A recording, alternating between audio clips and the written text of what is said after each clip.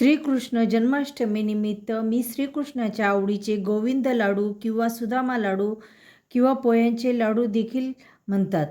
तर ते कसे बनवायचे ते आज मी दाखवणार आहे.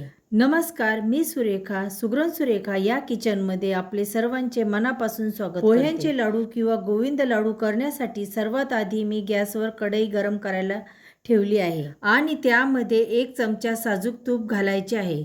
तुपामध्ये पोहे खरपूस असे भाजायचे आहे.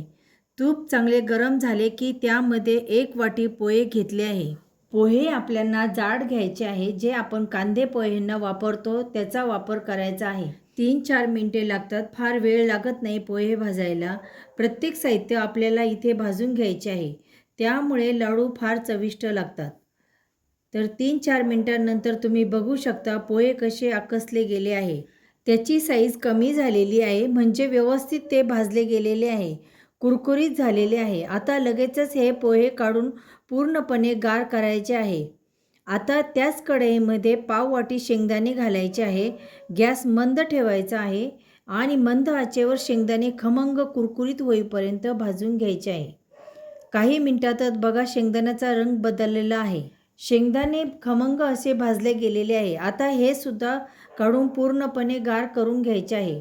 आता त्याच कढईमध्ये 1 चमचा तूप घालून तूप चांगले गरम झाले की 10 ते 12 काजू बदाम घालायचे आहे. हे सुद्धा 1 मिनिटं भाजून घ्यायचे आहे. हलकासा रंग बदलेपर्यंत भाजून घ्यायचे आहे. असा सोनेरी रंग आला की लगेचच आपल्याला काढून घ्यायचे आहे.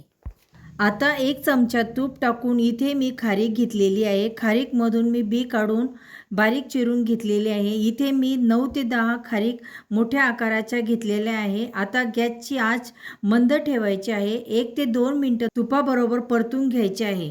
खारीकमध्ये ओलावा असतो, तो भाजल्यानंतर तो सुद्धा निघून जातो.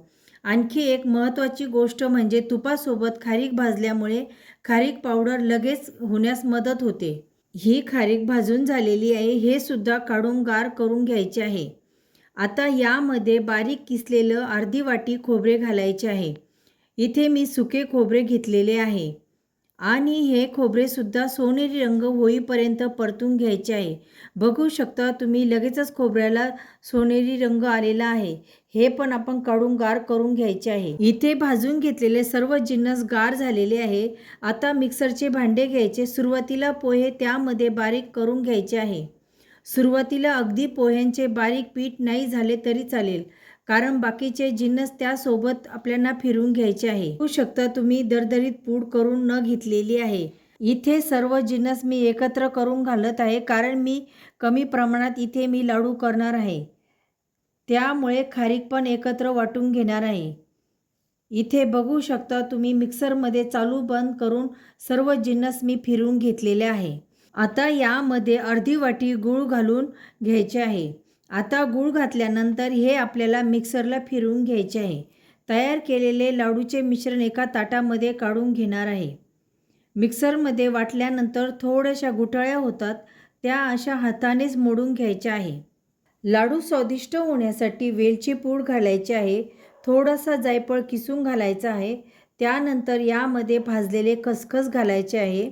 लाडूचे मिश्रण हे थोडंसं कोरडं आहे, सहज वळता येणार नाही, त्यामुळे यामध्ये एखाद 2 चमचे वितळलेले साजूक तूप घालायचे आहे.